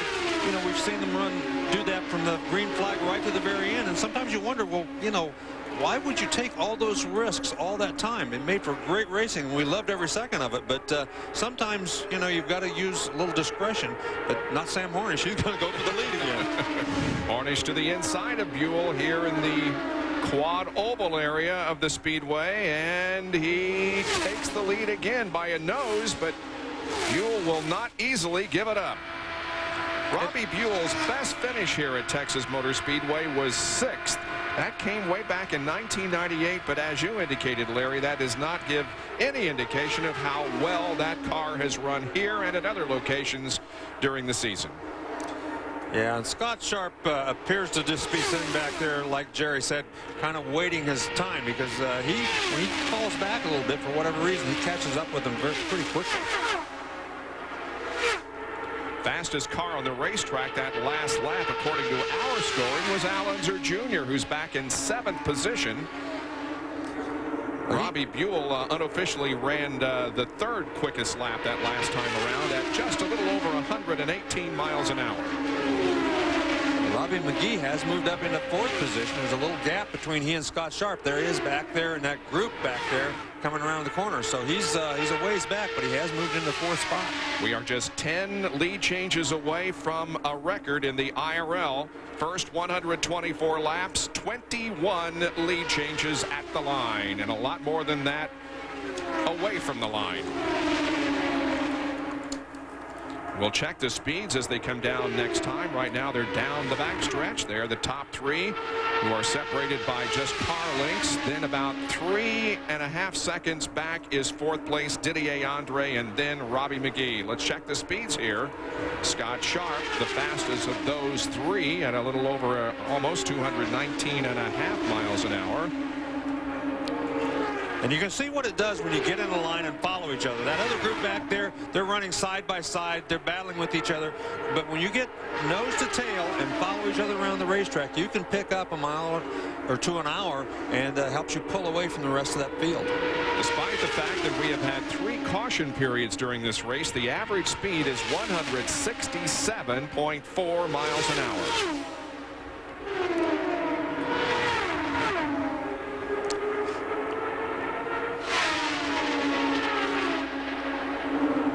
Take a look at the fastest laps today. Giafone, who dropped out earlier in the race after leading for 13 laps, has had the fastest lap of all at 2:21.5. Then Hornish and Cheever. Giafone, as you can see, had about 3 of the top 10 laps in the race before he dropped out. You notice who had 2 of the other ones was Eddie Cheever. So those 2 front runners are gone. Yeah, it appears that Scott Sharp has lost contact with the 2 leaders too. He's fallen back about 8 or 10 car lengths behind those guys, and hasn't been able to close that gap in the last few laps. May also be getting into a fuel conservation mode. I mean, we are 42 laps in with these leaders are all 42 laps into their fuel window. They may be trying to extend it a little bit. Down to Vince Welch. Well, Robbie Buell has been reporting that he's having a vibration in his right rear. Now, they're not sure if it's maybe the tires are starting to go away a little bit, or maybe it's a problem a little more significant. They're trying to decide whether or not they're going to bring him in sooner rather than later. I think at this point, although the pit crew is over the wall, they're looking at maybe another 5 laps before they bring him in. But keep an eye on the 24 car of Robbie Buell. It's not very comfortable right now. Well, he is doing pretty well out there for a car that's not very comfortable. But the thing you don't want to happen, if you do have a blistered tire for some reason, you don't want to stay out there and blow that tire and ruin your day. Even though it's probably 10 laps before they would expect to come in, it might be better to short pit, bring it in 5 laps early rather than take the chance. How far can these guys stretch it on fuel today, Larry? How many laps is the outside of the window? You make the call, we'll bring you in. We have to make a pit stop to get in after this one. Oh, well, asked and answered, I suppose. Yeah, they're going to let him make the pit stop. To answer your question, you can probably, if you want to push it, you can get close to 60 laps, I would imagine. Billy Boat is on pit road. He is many laps down because of his spin in the first lap of the race, coming down to complete lap number 1. He's shown in 15th position. We've had some rather serious attrition here this afternoon, perhaps as much as we've seen in just about any race this year, as Eddie Cheever, Jacques Lazier, Giafoni, Rode, Dismore, Ward, Fisher, Meninga, all are out of competition. 16 cars remain in the race, and 10 of them are on the lead lap. And Jerry has an update on Scott Sharp. Well, a moment ago, Larry Rice mentioned that Scott Sharp had lost contact with the leaders. And Larry, you're exactly right for the reason. What he is doing is backing off, and they're looking very carefully at the fuel mileage. What we are being told here by Robert Perez and Tom Kelly in the Sharp pits and the Delphi pits, they will come in about 6 or 7 laps around lap 139 or 140, and that will be their final stop of the day. Backing off, pitting in about 5 or 6 laps, and then running to the checkered flag. All right, we'll keep an eye on Robbie Buell up front because he is scheduled for a pit stop. He could be, yep, he's coming in right now. Drops down off the banking in turn number 3 and heads for his pit area. So that's going to give the lead back to Sam Hornish Jr. as Buell drops down below the 60-mile-an-hour speed limit. Interesting point. Buell said he has to make 2 pit stops, so he stopped now. Sharp, if he pits on lap 40, he's got to go 60 laps on his last pit, and that's their plan. 1 more pit stop. That'll be interesting to see. Robbie Buell was going to come in about another 10 laps anyway, so this stop is one that they would rather have not maybe made under green, but one they knew they were going to have to make anyway. Concentrate there on the right rear tire changer. His name is Gary Pennison, changing the right rear today in place of Brian Franzosi, who is the normal tire changer, but he's in the Air Force Reserves, and he's been called to active duty. So Brian Franzosi not with the team today. Gary Pennison filling in on the right rear. And did you see the right rear? They went back there. 2 of them looked at it. Yep. Thumbs up, meaning that leaking CV joint was okay. Yep. It's a 15-second stop, though. That was an incredibly long stop for Robbie. Puts him a lap down for the moment, but of course everybody else is going to have a pit stop before too much longer. Sam Hornish is back into the lead. He has led 87 laps so far. Buell has led 18, so has Jacques Lazier before he dropped out. Giafoni led 13 before his demise. Scott Sharp has been at the front twice, and Buddy Lazier, who's also out of the race, or I should say he is still in the race, but 36 laps down, has led 1 lap. There's Scott Sharp running in second spot, just 3 or 4 car lengths behind. And he's probably going to pit, if what Jerry Punch told us is true, in another 2 or 3 laps. It'll give him 60 laps to go, and he'll have to make that. And he could be on a fuel conservation mode right now as one of the reasons he's falling back a little ways. And Larry, you're exactly right. And even when he pits on lap 141 next time by, it's still going to be very, very close. If you do the calculations at 2.2 miles per gallon and 35 gallons, it's still going to be very, very close for Scott Sharp. Hornish making a pit stop. We're seeing Buzz Calkins. I want to mention quickly, he's been selected by the Salt Lake Organizing Committee of the Olympics to carry the torch, one of many from the world of sports to carry the Olympic torch, and our congratulations to Buzz Calkins representing our racing league in the Olympics. All right, Sam Hornish Jr. now comes down. You see the American Red Cross on the front of the car as the Pennzoil Panther team replaces the 4 Firestone tires and fuels the car, possibly for the final time here with 39. 141 laps completed. Ooh, a little bit of a delay there getting off, but he is moving, and Scott Sharp is also on pit road. I think these cars are pretty much out of gas, and the fuelers are having to jam every bit of gas into them that they can.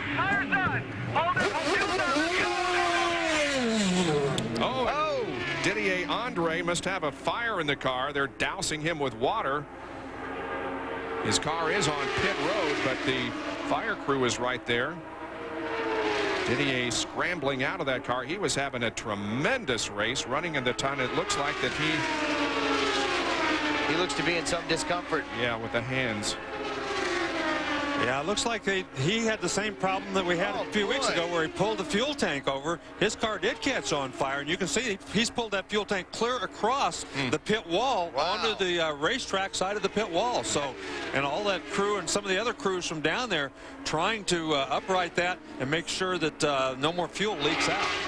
Boy, yeah, I hope he's okay. The problem with methanol is that when it burns with a clear flame, so no one can even see if you're on fire, and you can't even see it yourself. You just feel the heat, and you feel this intense heat and obviously pain, but you cannot see what's happening, and that's the scary thing. And Jason, we are up here, and you're exactly right. And the big concern is you saw him putting his hands and upper body back in a big bucket of ice, and like anything, like if you were cooking on the stove, you want to get the heat out of the tissue.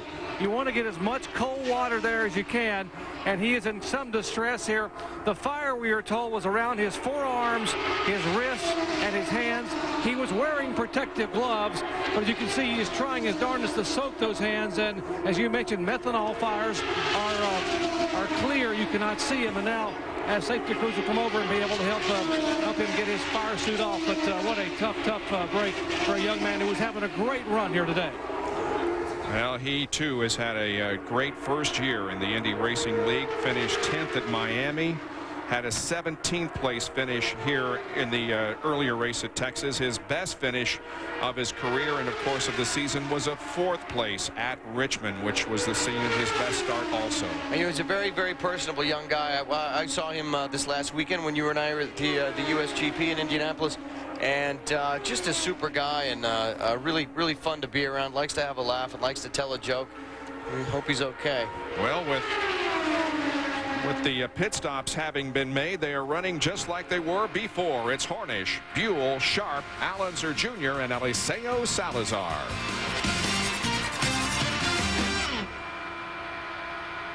Just a great race as per usual here at Texas Motor Speedway as we bring the curtain down on the 2001 Indy Racing League campaign. Robbie Buell is back at the front of the field, and he's being chased by Sam Hornish. Scott Sharp running third, then Unser, Salazar, Lazaro, Raydon, and Treadway, the 8 cars on the lead lap. Treadway's done a great job. He was a lap down earlier. He's come back, and so was Raydon as far as that goes. Both those guys were a lap down and have regained that lap and running pretty strong right now. I talked to Ricky Treadway before the race, and he had a good showing at Chicago as well before some problems, and he ended up finishing in the top 15. In fact, he finished 14th, but he said he thought he had a 6th or 7th place car. Said today he wants to pass cars and finish in the top 10. And right now, Larry, as you noted, he's running 8th. That's Lazaro, Raydon, and Dare there on your screen.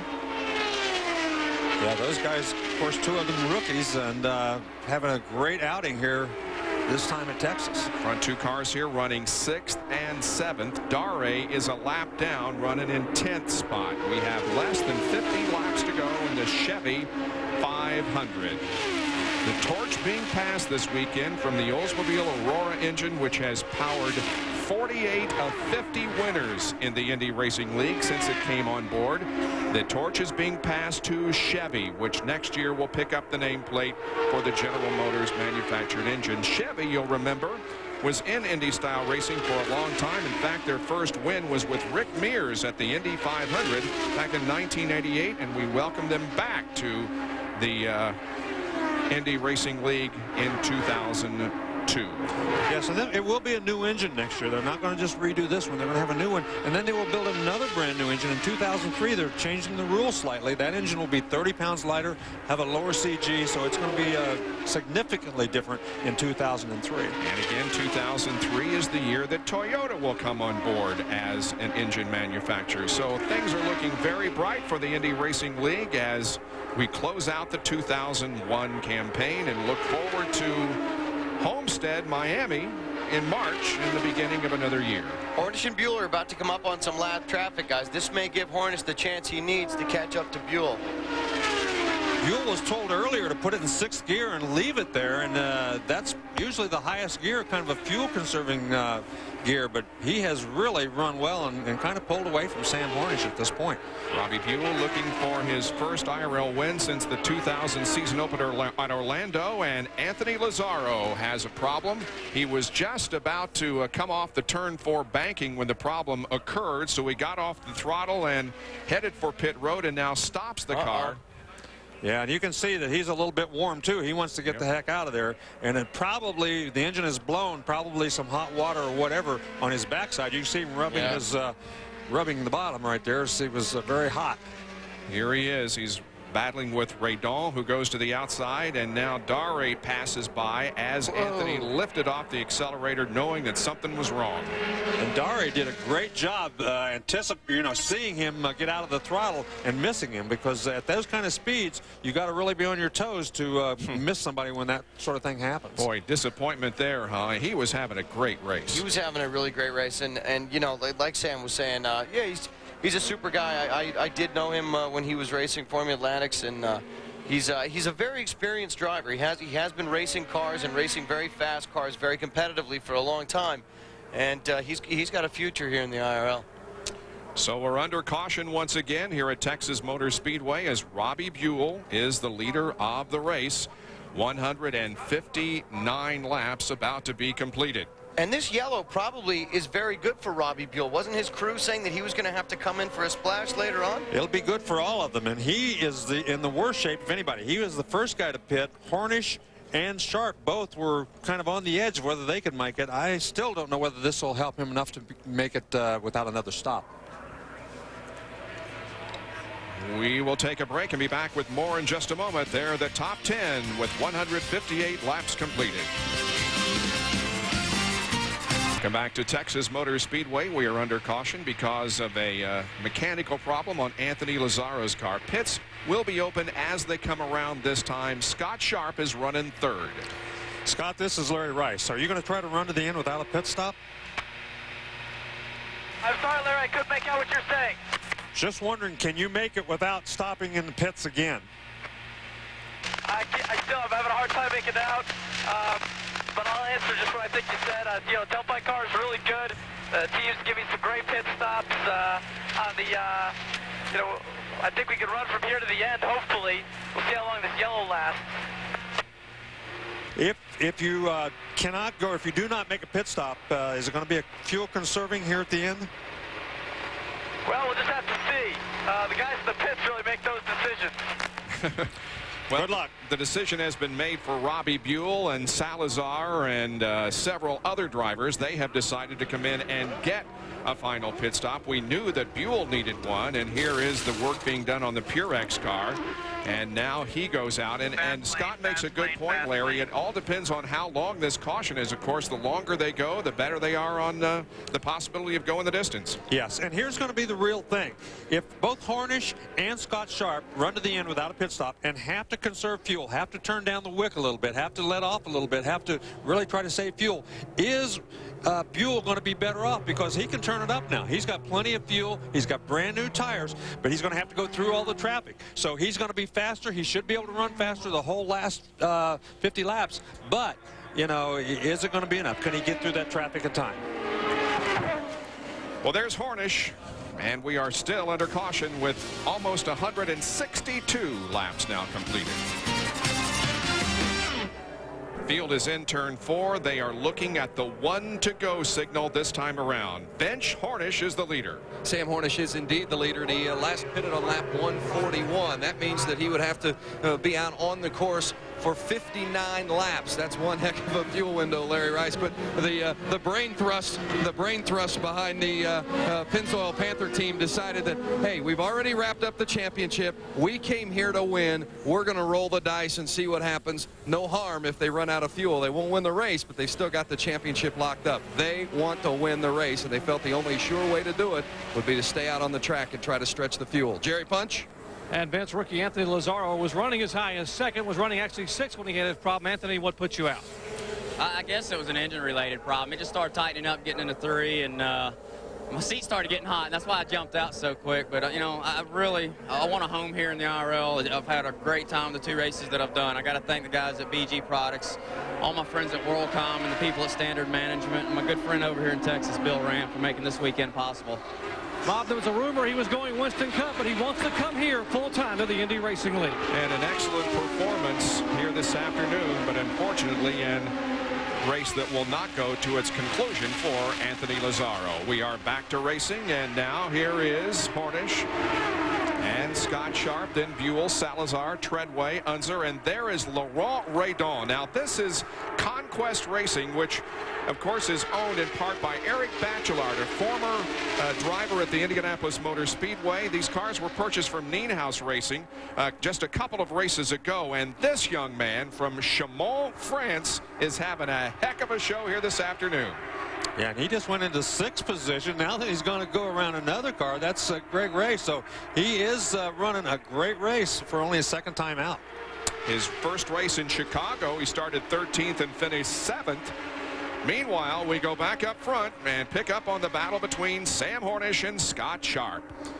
Yes, and Robbie Buell already after that pit stop has moved back into 3rd position. He was in 3rd position, but he's now 3rd in the racetrack. So he's just got racetrack between him and the first 2. We got smoke from the back of Laurent Redon's car. Just as we say how good he's doing, the car develops a problem. Wow. Too bad. Is it going to bring out the caution? Yes, it does. The caution is out once again. And again, it's a break for these guys who are running low on fuel, or at least trying to stretch it to the end.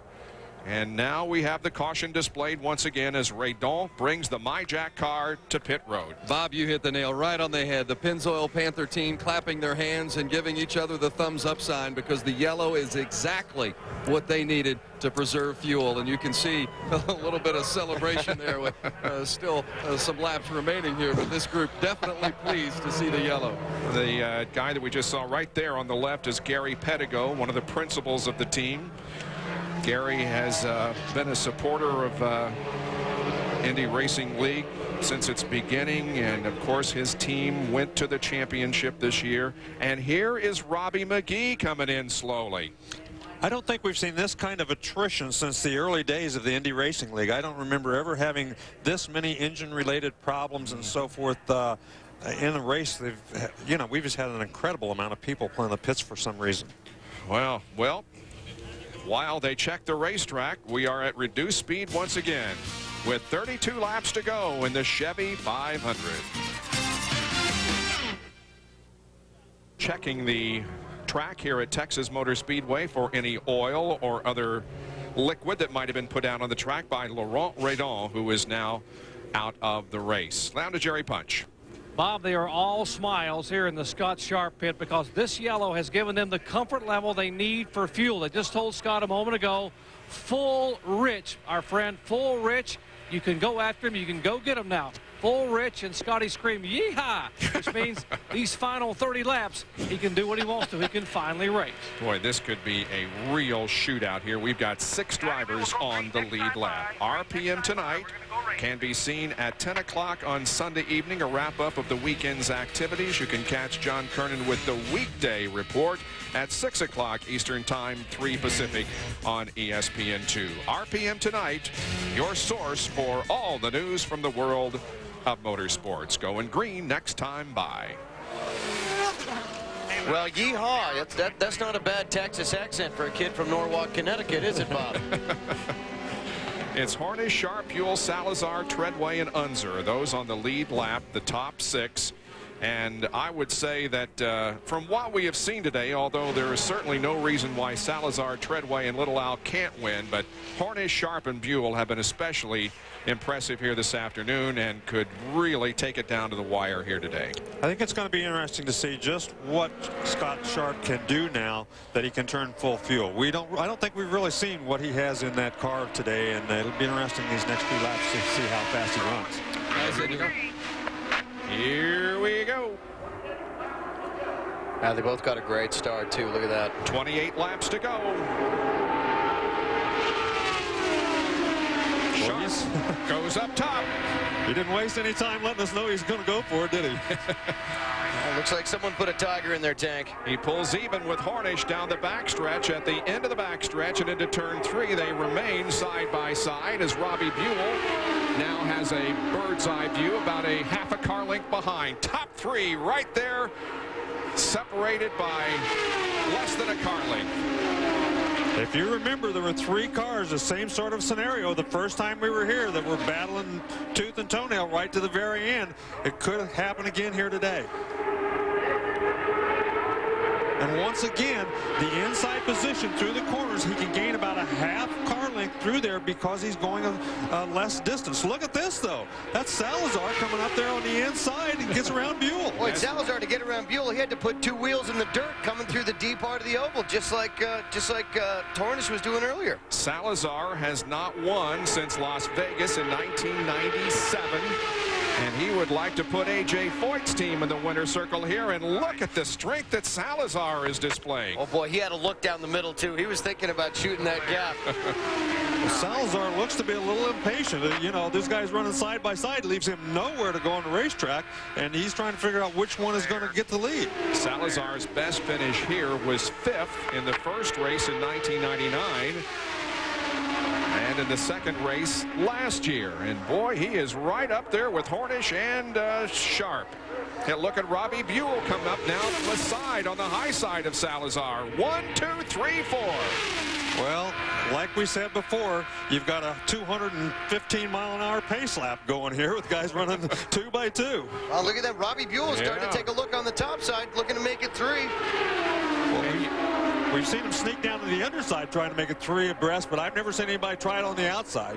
And you know what's going through the mind of Ricky Treadway, who's in 5th position? He's saying, well, I don't want to say what he's thinking, but you know that he would like to see all these guys spin out, let's say, and allow him to win this race. Look at him. He is trying 3 wide through that corner.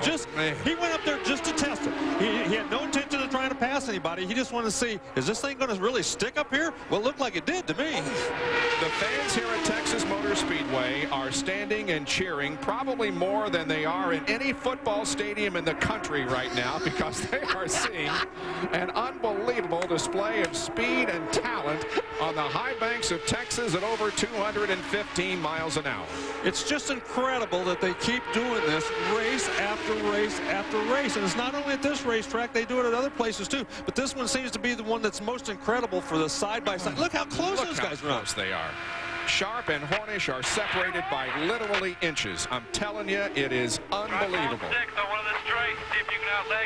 They're the top 5. That's Ricky Treadway back there in 5th spot as they come down and complete lap number 180. And oh, Buell got very high and raised the dust, but saved it. Man, oh man, that's about as close as you want to get to that outside wall. That'll get your attention in a hurry. The big white monster. Coming up on 19 laps to go. And you can hear them telling Scott Sharp they're coming up on some lap traffic, so. Ooh, that's going to be play interesting, isn't it? What are they going to do? There's only so much room out there. And I don't want to be the guys that's lap traffic, I can tell you that. Really. I'm going to get well off the racetrack if I were them. Well, hopefully their spotters will be telling them that, and so they will get out of the way, because this is an incredible race, and for them to come up on somebody this quickly, that might not be good. And it's true what you said, Bob. These drivers have been putting on shows like this week in and week out. Every single racetrack we go to is super exciting side-by-side racing just like this. I mean, hats off to all of them for doing such a fantastic job this season. It really has been a great year for the IRL, and we just look so much forward to last year, and to next year, I should say. Now watch Robbie Buell here a couple of laps ago, and look how high he got coming out of 4. He started on that, he just went clear to the outside. And just, well, you can tell there's still dust there from last night's truck race, so nobody had been there yet today, that's for sure. Breaking new ground, baby. Harnish now has the lead. The battle was for second position between Buell up high and Scott Sharp down low. Scott Sharp elected to fall in behind Harnish when they came up on that lap traffic rather than take the chance of going in there 3 abreast. When he did that, he lost that outside position and gave Buell the opportunity to try him on the outside. We are 1 short of a record for lead changes in IRL history. 30 here today. I wouldn't be surprised but what we would have at least 1 more before the checkered flag drops, and Scott Sharp may be the one to tie the record here. And the Panther team is telling Sam Harnish, don't give up the bottom. Make him go around you on the outside. You can see coming off the corner, he stays right on the bottom. Now, they're also telling, you know, they've warned them all year long not to block. So when he comes off the corner, he's got to hold that inside line if he wants to keep them from going under him. 1 through 6 separated by 0.6 of a second. The top 5, I should say. Allenser Jr. is 6th, not up doing battle with the others. How about Ricky Treadway running up there with the tall dogs, Ricky boys? Treadway in his 2nd race ever in an IRL event. Phenomenal. 3rd, sorry, Bob. Grand Kentucky and Chicago. Grand Kentucky, Chicago. Yes, sir. You are correct, as always, Bob. Seldom wrong and right again. Well, his best finish was 14th at Chicago, but he is right now up there in 5th position and very much in position to win the race. Look at this. Harnish pushing Sharp way down on the track, trying to protect that position. Yeah, they have to be careful. Remember, blocking is not looked upon very well by Brian Barnhart. Meanwhile, back there in 3rd, Robbie Buell, he's taking the other track. He's trying the outside. He's been running high on the racetrack most of the time, and he's just waiting for that opportunity. Whether it comes or not, we don't know. Aliseo Salazar sitting patiently in 4th, looking for some opportunities as well. And, you know, Salazar a little overlooked this weekend because so much attention was focused on Greg Ray driving for A.J. Foyt with the Infinity Power. Salazar kind of got the feeling he was maybe driving for his job this weekend. He's certainly doing a nice job here today, running in 4th and still in contention. And there goes Sharp. And this may be the move that has to work for him as he's now alongside Harnish. Look at Buell. He is 3 wide on the outside. They're 3 wide through the corner. They're going to, yeah, they made it. Holy smokes. We said we've never seen anybody try 3 wide on the outside. Well, you just saw it, and you saw him make it work. Wow, we got 10 to go. 190 complete at Texas. It's Harnish, Sharp, Buell, Salazar, Treadway for the lead. Now then, Harnish has a definite advantage. Those 2 cars running side by side are going to stir up the air, as they just did. Now then, Buell had to fall in behind. As long as they're running side by side, they can't run as fast as they can out front. Remember, Sam Harnish won the first 2 races this year. That set the theme for what has turned into a championship year. But he won Phoenix, he won Miami, he had a 4th place finish at Atlanta before going to Indianapolis and finishing 14th, and then it has been a string of top 6 finishes, most of them 2nd and 3rd. And that's how you win championships. It's that kind of consistency that wins championships for you. They were so close coming through that corner. You know, I think he got him. Look, He got him. Sharp has gone to the lead now. Now Buell's going to take a shot at him, too. Sam Harnish is seeing red right now, I can tell you, because he didn't think that was going to happen. He didn't think anybody was going to be able to pull that move off. He's held him off for so many laps, but now then he's got Buell to contend with as well. That's the 31st lead change, so we have now tied the record. Will we set a record before the checkered flag drops? Sam Harnish is battling back once again. Scott Sharp has the lead as they come down to complete lap 194, 6 to go. And Bob, they are screaming at Scott Sharp, stay on the bottom, hug that line, stay on the bottom. He says affirmative. They're trying to keep to the inside and make Harnish have to use the high groove. Look at Harnish, he looked to the bottom. He wants that bottom line. Well, we've seen it before. Guys try to hold that bottom, but if you leave them any kind of opening at all down there, they can take advantage of it. It's definitely the fastest way around this racetrack in most instances. Sharp won the race here in June, and he's in a position to do it again. Bob, not only did he win in June, his last 2 victories have come here at the Texas Motor Speedway. So he could, you know, conceivably have his last 3 wins all be at this racetrack. Boy, and he does. Watch him down the back straightaway. He's only about a few feet off the bottom line, and still Harnish tries to get down under him. Less than 4 to go.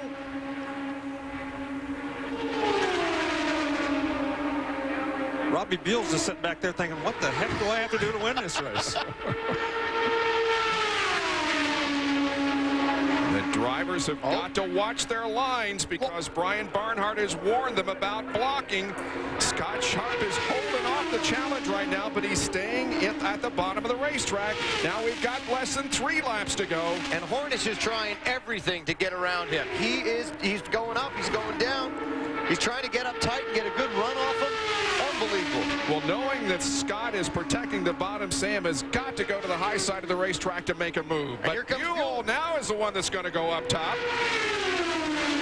Yeah, and he's being told that Buell's there, so he's not only got to worry about trying to get the lead, but also say, whoa, you can see Buell got pretty high there. They're coming down for the white flag. 1 more lap to go. And it's going to be Scott Sharp that leads the next to last lap. Who will it be when they come around again? Sharp, Harnish, Buell at Texas for the win. They go through 1 and 2 in the same order. Harnish has got to make a move here soon, and he's got to do it to the top side of the racetrack. Will he have the momentum to do it? He goes to the high side, but Scott Sharp maintains the slight advantage as they come off the 4th corner at the line. Oh, Harnish got him! Got him! Oh my gosh, what a finish! Unbelievable! Oh my goodness! Oh. Way to dig, way to dig. Oh, that was unbelievable. Say something, Larry.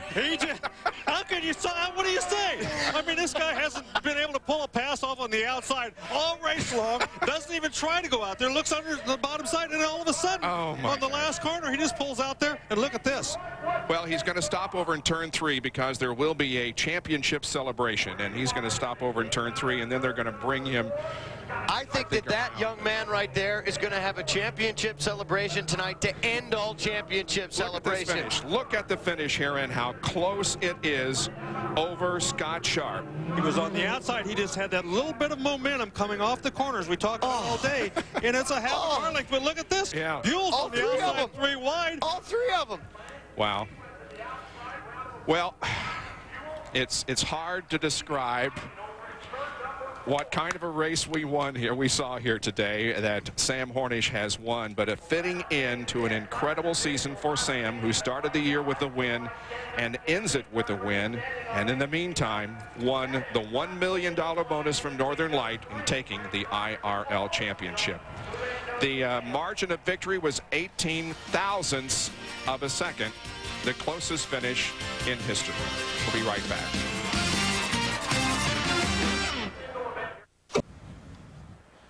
We have witnessed the closest finish in the history of the Indy Racing League.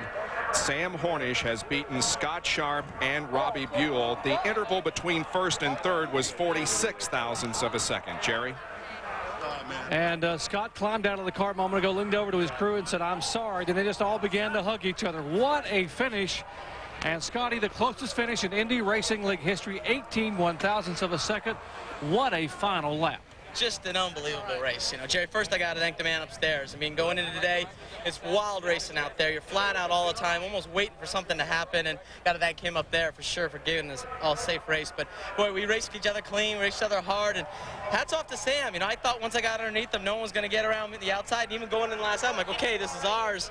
And coming off turn 4, I even, you know, I used every bit of room I could, you know, use, but he still had a great run, and I couldn't believe he just had the momentum and got me. I heard him say, hug the line, hug the bottom groove. And I guess everyone figured if you stayed down there, he had no shot. Well, yeah, I mean, obviously everyone wanted to get to the bottom, and, you know, he looked a lot, even went under the white line going down the back straightaway, but I just wouldn't let that happen. So, you know, sometimes when you got to pinch the car a little to keep it down there, maybe lose a little bit of your momentum, and he was able to just time it right, get the draft, and he, you know, he deserved it. We had a great day, though. Delphi guys, great pit stops, and got second, finished third in points. We're happy. Scott Sharp, what a great run today, and what an outstanding finish. Still hear the fans screaming down here, Bob. And here's the victory lap. Sam Hornish carrying the American flag in front of the 70 or so thousand people that have gathered here. He's going to take the American flag all the way around the racetrack, saluting the fans and, of course, showing the patriotic spirit that has permeated the United States since September 11th. 2001. Sam Hornish Jr. wins the closest race in IRL history, and of course, he previously won the championship.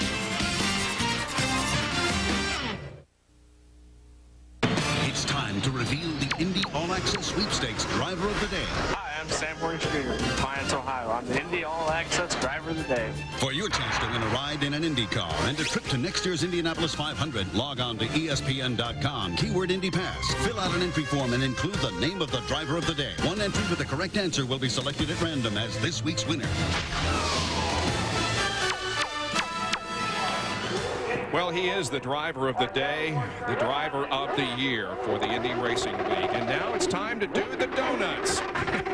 He carried the American flag the entire trip around the racetrack, brought it back, has taken another lap, does a donut, and now will soon be receiving the applause of the crowd as he gets out of the car in victory lane.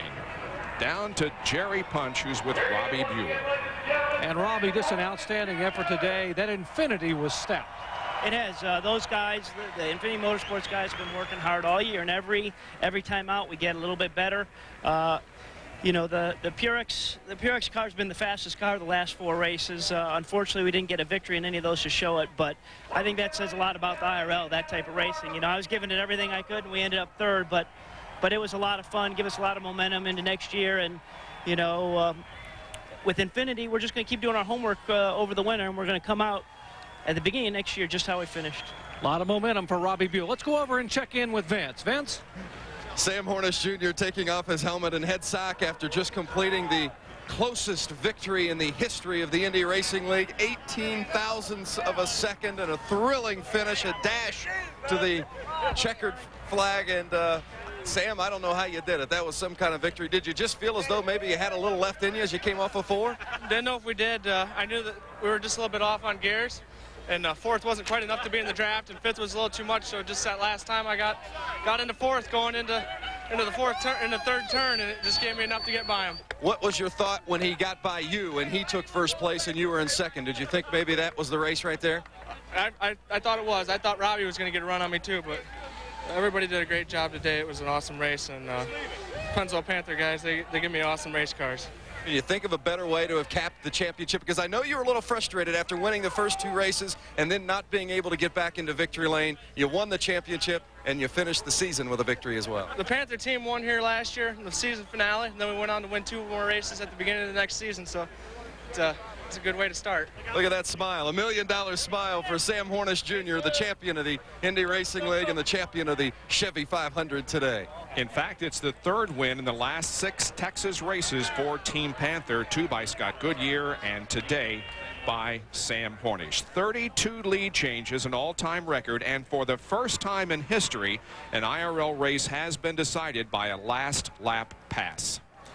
Well, we're still trying to get over the incredible excitement we saw here this afternoon. There are the final point standings. Scott Sharp finishes in 3rd.